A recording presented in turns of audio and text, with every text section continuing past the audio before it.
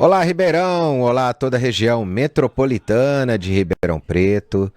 Hoje a hora do consumidor tem um gostinho diferente. Quem lembra? Aliás, vou chamar o Dr. Luiz Fernando Maldonado, que já está aqui comigo. Nós vamos falar logicamente sobre direito condominial. Mas, Dr. Luiz Fernando, bem-vindo. Obrigado, Rodrigo. Boa tarde. Boa tarde a todos. Hoje tá mutado lá ou aqui? É aqui, já tá resolvido. Eu falei que hoje tem um gostinho especial porque hoje, nesse período, e é um período da semana do consumidor, né? Um período do consumidor de forma internacional, dia 15 de março, tem essa pegada diferente para que se lembre os direitos e os deveres. Hoje, há um ano, eu tinha infartado. Então, essa semana, que é uma semana extremamente importante para o direito do consumidor e que tem muitos assuntos para se levantar sobre o direito do consumidor, a gente faz isso o ano inteiro, mas essa semana ela faz com que tudo aquilo que a gente tem durante o ano, nós recordemos em uma determinada data que seria na sexta-feira. E o ano passado eu não pude fazer isso. Então esse ano tem um gostinho diferente de estar aqui e bater esse papo. E já inicio contigo, doutor, porque é uma pergunta, mas assim, é muito comum e nós, as pessoas que acabam fazendo, elas dão como certeza absoluta que dentro do condomínio existe a relação do direito do consumidor. Ou seja, eles esquecem uma lei própria, a lei condominial, e aí eles acabam colocando o direito do consumidor como, olha, eu tenho direito de consumir todas as áreas comuns, eu tenho direito das prestações de serviço, de discutir as prestações, e dali para frente. E aí vira um caos, né? Mas a pessoa ela entende que isso é direito do consumidor e não lei própria. Eu quero que o doutor informe e passe para as pessoas que estão nos vendo e nos ouvindo o que é correto, como se tratar, o porquê não é direito do consumidor, né? O porquê é o direito condominial. Explica para a gente sobre isso. Rodrigo, é uma pergunta excelente para começar, porque eu vejo isso direto acontecer nos condomínios, né? As pessoas falam direito do consumidor dentro do condomínio, que vai no PROCON, por N situações, né? Mas a verdade é que direito do consumidor não se aplica a condomínios. Isso já é pacificado na justiça. Então, as pessoas precisam entender que tudo tem regulamentação própria. Direito do consumidor, ele é um direito dedicado às relações de consumo entre o consumidor e uma empresa, um prestador de serviço. O condomínio, ele não é um prestador de serviço, ele não é uma empresa que presta um serviço. Ali todos, na verdade, são sócios entre si, são coproprietários, por isso que se chama condomínio, porque na verdade você divide o domínio, que domínio vem de propriedade. Então, e com é de dividir. Então você tem o condomínio, divide-se a propriedade. Então ali, quando um condômino entra com um processo contra o condomínio, ele está entrando com um processo contra ele mesmo, de certa forma, já que ele é parte do condomínio. Então, não se aplica o Código de Defesa do Consumidor a condomínios. Existe lei própria, né, que é a lei de condomínios, lá de 64, mas principalmente há o Código Civil, que é mais atual em relação às leis de condomínio, além de convenção e regimento interno, que são regras próprias internas de cada condomínio.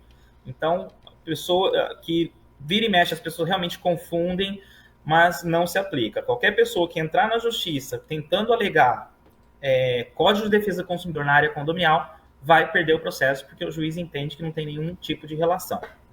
E por incrível que pareça, é uma lei muito antiga, né? Que durante os anos, principalmente depois dos anos 2000, ela começou a ter uma nova pegada, né? Uma nova tratativa. Começou, bem dizer, ser utilizada de forma correta. E na hora que você começa a misturar um pouquinho sobre o direito do consumidor com o direito condominial, você entra num vazio total de conhecimento, porque você acaba discutindo algo que não é aquilo. É a mesma coisa que você discutir que aquela planta não é verde, ela é azul. É a discussão dentro de um direito condominial e você incluir o direito do consumidor nesse bate-papo. E aí eu faço uma outra pergunta. Esse é o maior problema. Desculpa te cortar, Rodrigo, mas esse é o maior problema que a gente tem de conflito em condomínios, é as pessoas que são leigas no assunto, não vivem aquilo, mas elas partem para uma verdade que elas tiraram não sei da onde e que elas acham que estão certas. E lá existem pessoas especializadas no assunto. Tem o síndico, às vezes um síndico profissional, que é especializado no assunto, a administradora, o jurídico, são pessoas especializadas no assunto que sabem o que estão falando. E o morador, às vezes em cima do ego dele, ele pensa uma coisa que ele sequer procurou, ou se procurou errado, ele senta em cima dessa verdade e aquilo se torna uma verdade absoluta que você não consegue convencer ele do contrário.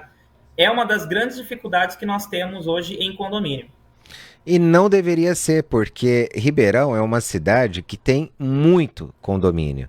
Um número aqui é gritante de condomínios, ou seja, se tem um número de condomínios, tem também um número muito alto de condôminos.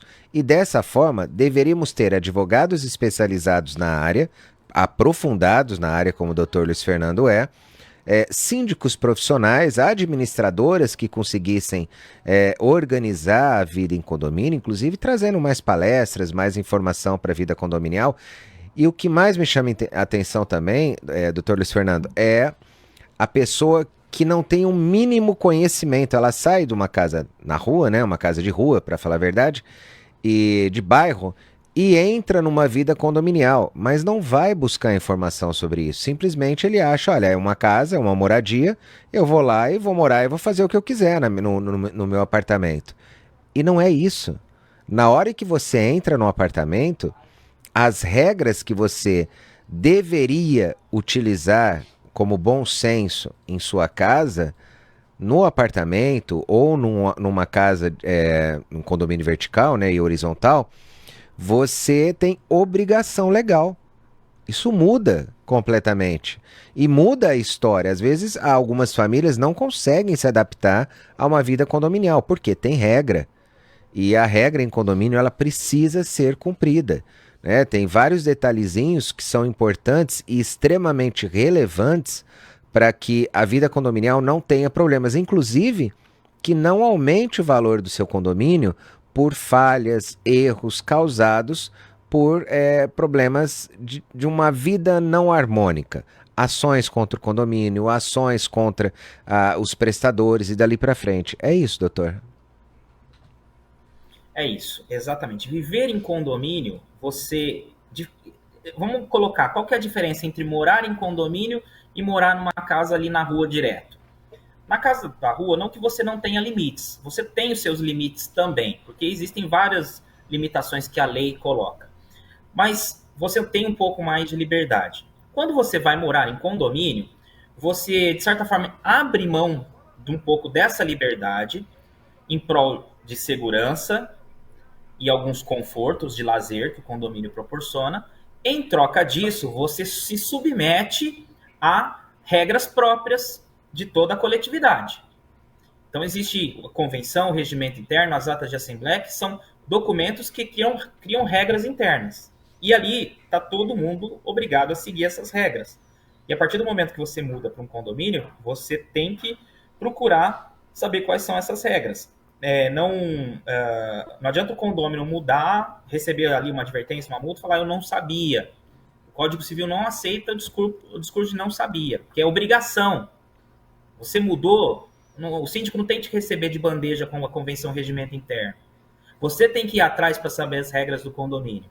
Então, mudou para o condomínio, peça na administradora, convenção regimento interno, dê uma lida, saiba o que deve ser feito, porque mudar para um condomínio, não se inteirar das regras e depois que é chamado a atenção, falar que não sabia ou brigar porque é muito confortável, né? As pessoas, os condôminos, às vezes exigem muito do síndico, compromisso do síndico, só que eles mesmos, às vezes, não têm o compromisso de saber quais são as suas regras. Então, é muito importante que os condôminos que mudem para condomínios procurem saber quais são elas, porque eles vão evitar de ser advertidos, de multados ou problemas maiores. É importante também que o síndico, né, e quem faz parte da administração do condomínio tem esse tipo de informação, esse tipo de conhecimento, porque é extremamente interessante que quando acontece uma mudança, esse condômino novo, ele conheça qual que é o ordenamento. Porque é diferente, às vezes ele muda de um apartamento para outro, de um condomínio para outro, e o regimento é totalmente diferente de um para outro. Inclusive a forma de se utilizar os locais, as multas, e precisa se adaptar a tudo isso. E só acaba se adaptando quem tem conhecimento, quem tem informação. Na verdade, quem quer ter, né? E acaba se organizando. Agora, não dá para se excluir o conhecimento, né? Olha, eu não vou agir conforme a lei porque eu não conheço a lei. Me desculpe, isso nem no ordenamento geral, nem na parte constitucional tem. Imagine você na condominial. Então, ou seja, você precisa se adequar a partir do momento que você viva em condomínio, sendo ele horizontal ou vertical. Tem uma pergunta que é a respeito daquelas empresas, Luiz Fernando, que são utilizadas para, eu não diria investir, que eles colocam um determinado dinheiro, né, para administrar o condomínio. Então eles dão em contrapartida um determinado valor. Olha, eu vou dar 40, 50 mil para que vocês invistam em segurança, invistam em vários outros setores. E é aprovado por uma assembleia tudo isso. Bem, essa prestação de serviço, ela é identificada especificamente pela uma lei condominial ou ela pode ser discutida nessa questão de prestador de serviço ao condomínio dentro do direito do consumidor? A relação entre condomínio e um prestador de serviço, essa sim vai ser regulamentada pelo Código de Defesa do Consumidor. Por que motivo? O condomínio, ele é um consumidor final da prestação de serviço ou de uma empresa. Então, ele é o consumidor final, ele se enquadra como consumidor, ele tem os benefícios do Código de Defesa do Consumidor. Então, nesse caso, a relação do condomínio com o prestador de serviço vai se aplicar, em muitos casos, o Código de Defesa do Consumidor. Não se aplica o Código de Defesa do Consumidor entre o condômino e o condomínio, ali internamente, ali não se aplica. Mas do condomínio com o prestador de serviço dele, seja administradora, terceirizada, qualquer uma empresa de câmeras que seja, vai se aplicar o Código de Defesa do Consumidor. Então fica bem claro, porque a gente está falando de prestador. Eu quis cutucar, levantar esse assunto, porque a pessoa fala, não, eu vou discutir condomínio agora, porque eu vivo em condomínio, tudo é lei condominial. Existe na relação entre você e seu condomínio. Quando você tem os prestadores de serviço, olha, aquela equipe que faz a jardinagem, os prestadores que fazem determinada limpeza nos tapetes ou que sejam do local, tudo é contratado pelo condomínio. E aí sim, a pessoa jurídica, ela pode identificar, né, ela pode buscar no judiciário valores caso a empresa não cumpra com aquilo que foi programado ou com aquilo que estava lá na oferta para que seja feito, né, ou numa promoção. Então são coisas totalmente diferentes. Por que que no condomínio, doutor, nós temos na Constituição um direito que é o do ir e vir, né? E por que justamente no condomínio esse direito, e aí me corrija, ele acaba sendo discutido a ponto em se proibir uma pessoa do ir e vir em determinado condomínio, ou por uma conduta feita, ou tanto uma conduta física, quanto uma conduta social, quanto uma conduta psicológica, e também a proibição, se existe, de terceiros a utilizarem o local. Por exemplo, olha, um amigo meu frequentar o condomínio, ele não pode mais porque ele foi suspenso durante tanto tempo por ter causado, e aí vem os problemas que ele causou. Esses dois fatores, terceiros sendo proibidos e os próprios condôminos tendo a impossibilidade do direito de ir e vir dentro do condomínio, né, ou adentrar ao condomínio ou frequentar as áreas comuns, isso pode ocorrer? É uma situação que eu já vi acontecer algumas vezes. O direito de ir e vir, ele é constitucional, ele é sagrado, mas tem uma justificativa legal para isso, tá? O condomínio, a área do condomínio, ela é uma área privada. Ela é uma propriedade privada. Então, e dentro da propriedade privada, que é dividida por vários donos, são vários coproprietários, né? Você tem as regras que estabelecem ali o interesse coletivo. Então, você, mediante deliberação de assembleia, pode ser que ocorra a proibição de uma ou outra pessoa entrar no condomínio, um prestador de serviço, porque é uma área privada. Então, dentro de uma área privada, não existe a questão de direito de ir e vir. Condomínio é a casa das pessoas.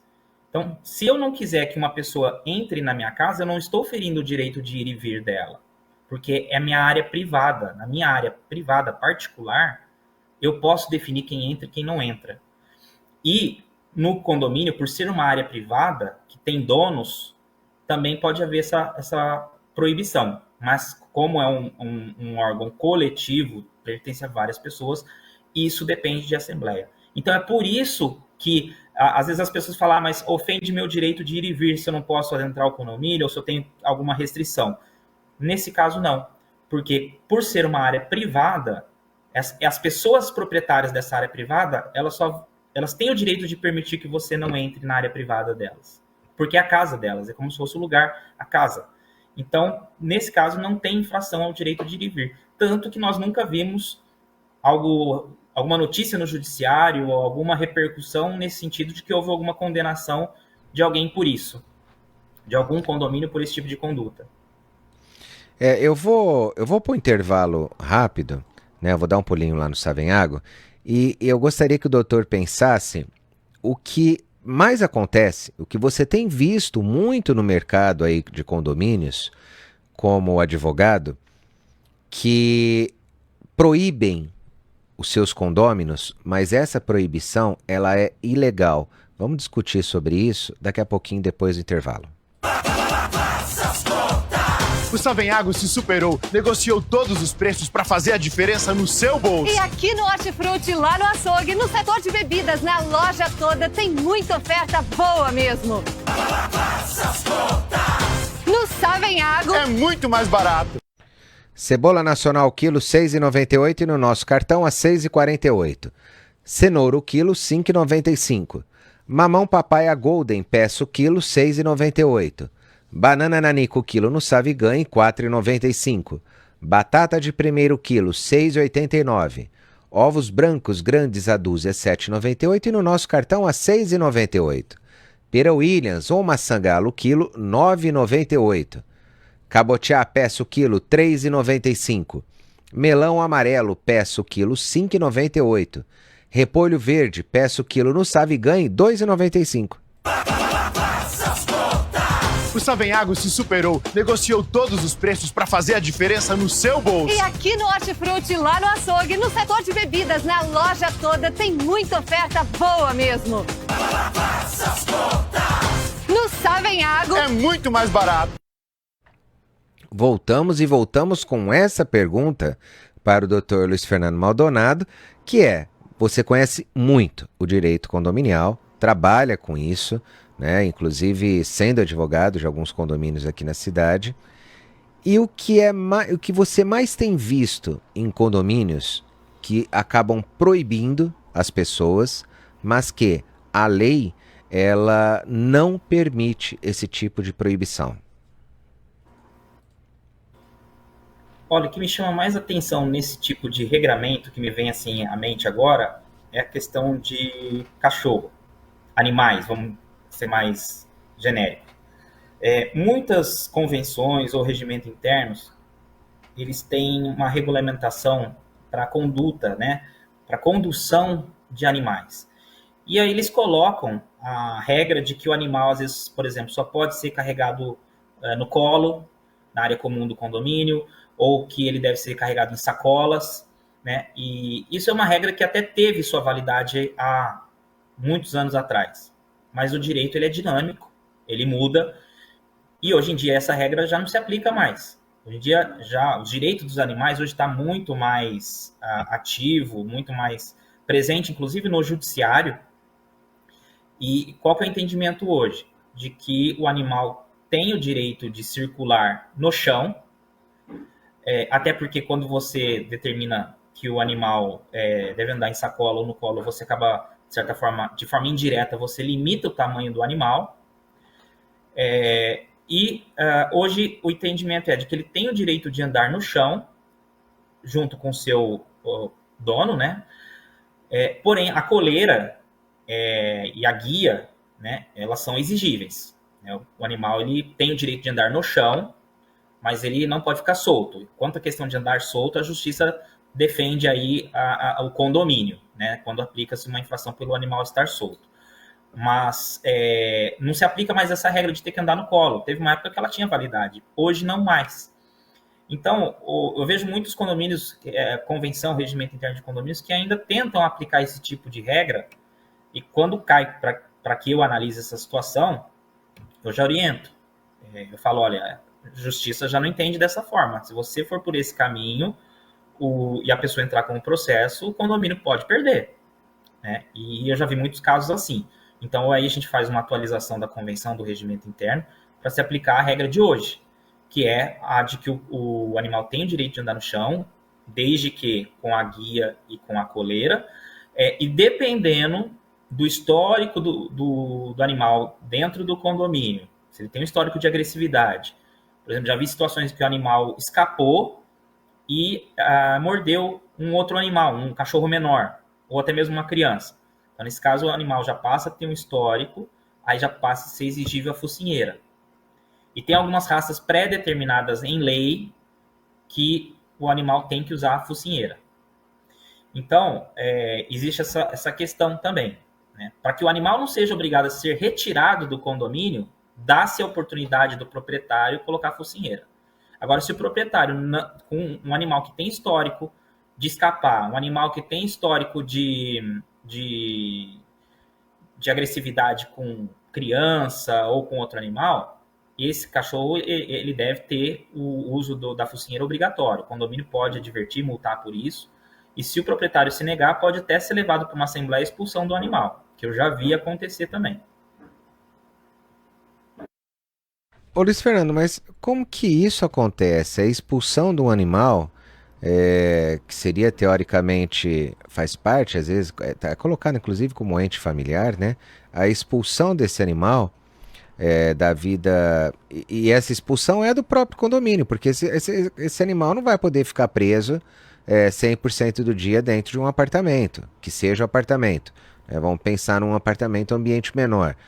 Mas expulsar do condomínio quer dizer, ele não vai pertencer mais a esse condomínio. E os moradores não têm nenhum tipo de direito a respeito disso? Inclusive, pedir limitações a respeito também?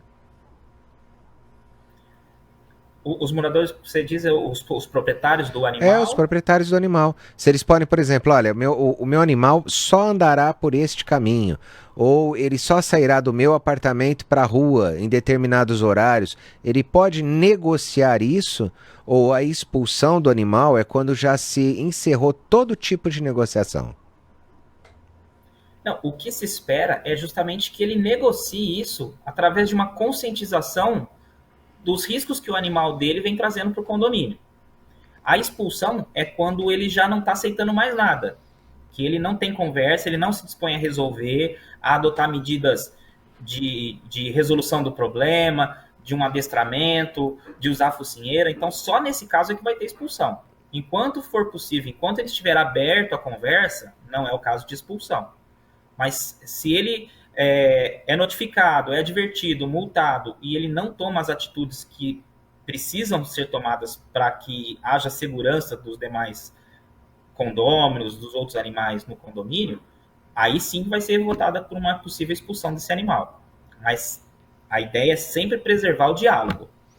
Eu vou levantar na próxima oportunidade, em que estivermos batendo esse papo também, doutor, alguns exemplos em que acaba se impossibilitando ou impedindo, talvez, esse direito de ir e vir, ou restringindo alguns ambientes, tanto para moradores quanto para convidados.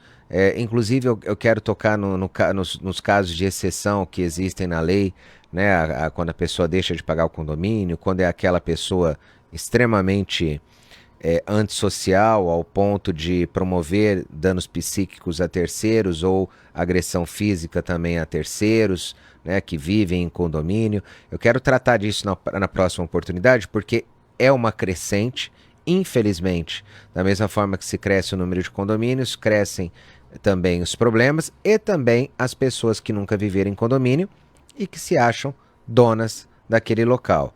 E aí acabam criando animosidades e fazendo com que a relação entre condomínio e condômino ela tenha uma ruptura às vezes muito grave, e que em uma dessas gravidades ocorre a retirada, a expulsão desse morador. Né? Nós vamos falar sobre isso numa outra oportunidade, porque é um assunto que dá para se discutir, é um assunto que eu acredito que 2024, 2025, ele tenha uma potência um pouco mais interessante, principalmente pelo que a gente tem visto fora da vida de condomínio, né? O estresse diário, a falta do autocontrole e dali para frente. Então fica para a próxima oportunidade. Quero agradecê-lo mais uma vez por ter participado hoje, a todos os nossos ouvintes e telespectadores, e até amanhã, se Deus assim nos permitir. Hora do Consumidor.